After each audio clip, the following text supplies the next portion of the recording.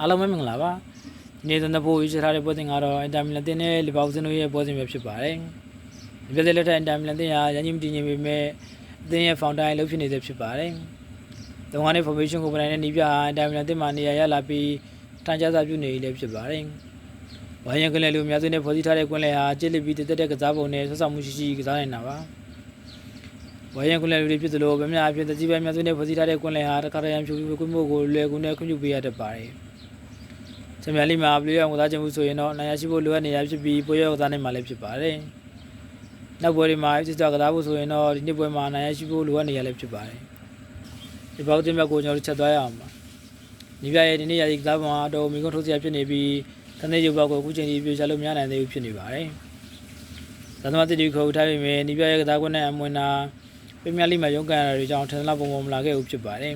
။အခုလည်းနောက်ထပ်အသင်းရဲ့ဝိုင်းကစားသမားဖြစ်တဲ့ဆာလာနဲ့ဒီပြစလောက်တို့ကြာကွက်ပြအသင်းပေါ်တော့တက်ရောက်မှုကြီးခဲ့ပါတယ်။အဖရိကပလာသွားကစားမဲ့ကစားသမားဟာအသင်းရဲ့ဒီနေ့ပွဲစဉ်မှာလာဖို့နိုင်မှာမဟုတ်ပါဘူး